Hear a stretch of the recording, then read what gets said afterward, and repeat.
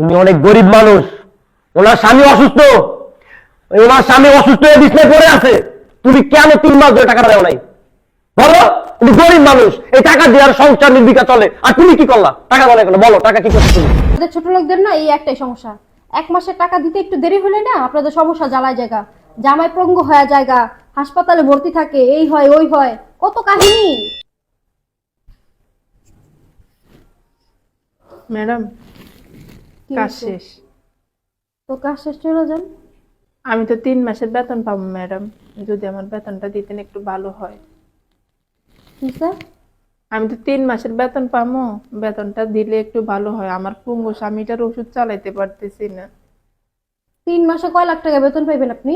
হ্যাঁ, যেভাবে আইসা বলতেছেন কান্দের উপর ধরে 3 মাসের বেতন পাবো, 4 মাসের বেতন একসাথে নিয়ে যান। যান, আপনার বেতন এখানে কেউ গোলা খায় নেই। ম্যাডাম, 3 মাসের বেতন দিতেছেন না, এখন বলতেছেন 4 মাসের বেতন এক লগে দিবেন। হ্যাঁ, তো 4 মাসের বেতন একসাথে দিলে সমস্যা কি? আপনার 3-4 মাসের বেতন নাকি আমরা ভাইগে যাবো? না ম্যাডাম, আমি তো বলি নাই যে ভাইকে যাইবেন, আমার টাকাটা দরকার ছিল। আমার খুবই সমস্যা চলতেছে আমার পঙ্গু স্বামীটাকে নিয়ে, এবং কি আমি সংসার চালাইতে খুবই কষ্ট হইতেছে। আমাদের ছোট লোকদের না এই একটাই সমস্যা, 1 মাসের টাকা দিতে একটু দেরি হলে না আপনাদের সমস্যা জ্বালায় জায়গা, জামাই পঙ্গ হয়ে জায়গা, হাসপাতালে ভর্তি থাকে, এই হয় ওই হয়, কত কাহিনী। ম্যাডাম, আপনি তো জানেন আমার স্বামী পঙ্গু, আমার স্বামী অসুস্থ, এবং কি আমি নিজে সংসার চালাই, এদিক সেদিক থেকে ধার নিয়ে ঋণ নিয়ে আমি চাইতেছি আমার স্বামীটাকে সুস্থ করতে। কিন্তু আপনি যদি এভাবে যদি আমার বেতনটা আটকে রাখেন, আমার তো চলতে কষ্ট হয়। আমার স্বামীর প্রতিদিন 500 টাকার ওষুধ লাগে। এখন আপনি আমার বেতনটা ম্যাডাম দিয়ে দেন ম্যাডাম। এই মাসে চাল ডাল তেল সবকিছু শেষ হয়ে গেছে, আমার স্বামীটাকে নিয়ে আমি না খেয়ে থাকবো ম্যাডাম, একটু দয়া করেন ম্যাডাম। আমার অসুস্থ স্বামীটা বলে, বউ আমার জন্য এটা নিয়ে আসো, এই যে এই ফলটা নিয়ে আসো, আমি গরুর মাংস খাবো, আমি আনতে পারি না ম্যাডাম, শুধু আপনার বেতনটা আটকে রেখেছেন ম্যাডাম। আমার স্বামীটার মুখে কিছু তোলার জন্য আপনি আমাকে টাকাটা দেন আজ ম্যাডাম। করেন, কত আদিক্ষেতা ফকিন্নিদের, গরুর মাংস খাইবো, ছোট লোক জানি কোথাকার। আর শুনেন, 4 মাসের বেতন একসাথে পাবেন বললাম না, তো একসাথেই পাবেন। এখন সমস্যা চলতেছে, আপনার সাহেবে টাকা দিতে পারে নাই, মানে টাকা দিলে আমি দিয়ে দিব। এখন যান, মাথা খেয়েন না আমার। ম্যাডাম, তাহলে বেতনটা আমাকে দিবেন না? বললাম না আপনারা 4 মাসের বেতন একসাথে দিয়ে দিব। এখানে দাঁড়ায় নাটক করতেছেন কেন? যান। কি হলো, দাঁড়াচ্ছেন কেন? যান। আদিক্ষেতা যত সব। এই ছোট লোকদের একটাই সমস্যা, মানে 19 থেকে 20 হলে কান্নাকাটি শুরু করে দেয়।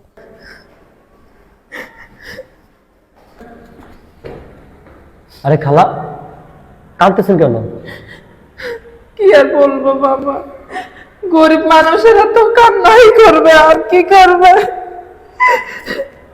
বুঝলাম না খালা, হয়েছেটা কি একটু বলবেন? 3 মাস ধরে আপনার বেতন দেন না আমার, তাহলে আমার সংসারটা কেমনে চলে স্যার? আপনারা শুধু আজকে না হয় কালকে, কালকে না হয় পরশু, আমার স্বামীটা অসুস্থ, সেটা আপনারা সাজ জানেন, প্রতিদিন 500 টাকার ওষুধ লাগে, এবং কি আমার স্বামীটা আবদার করছে গরু মাংস খাবে, সেই স্বামীকে আমি একটু কি মাংস কিনে দিতে পারি না।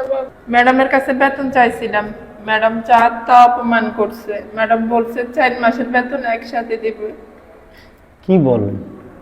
আমি তো আপনার ম্যাডামকে প্রতি মাসের 1 তারিখে আপনার স্যালারিটা দিয়ে দিই, আর সে আপনার টাকা দেয় 4 মাস তাও।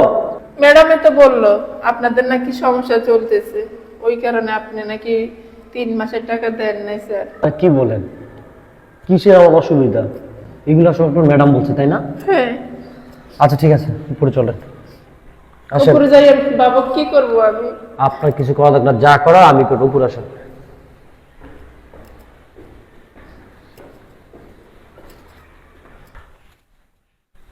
কবিতা, এই কবিতা, এদিকে আসো। কি হয়েছে বাবা, চিল্লাইতেছে কেন? কেন চিল্লাইতেছে বুঝো না?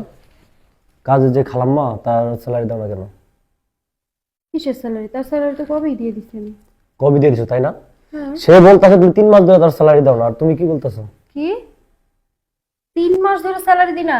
না, আর এগুলো ফকিনীর বাচ্চাদের স্বভাবই এমন, বুঝছো? ভাবছি কি আমার থেকেও স্যালারি নিছে, তোমাকে বুঝলা তোমার থেকেও নিব। ধান্দাবাজ। ওরা এমন ধান্দাবাজ, তাই না? খালাম্মা দিকে আসুন তো। কাজের খেলাটা তুমি কি পেলে আবার? কোথায় পাইছি? উনি কান্না করতে করতে নিচে নামতেছে, সেখানে দেখছি। এই যে আসছে। এখন বলো, তুমি না 3 মাসে টাকা দাও না কেন? বললাম না টাকা আমি দিয়ে দিচ্ছি। না স্যার, আমার কোনো টাকা দেয় নাই। কি উনি কি বলতাছে? উনি বলতাছে তুমি 3 মাসে টাকা ওনাকে দেও নাই, আর তুমি বলতাছো টাকা দিয়েছি, মানে কি?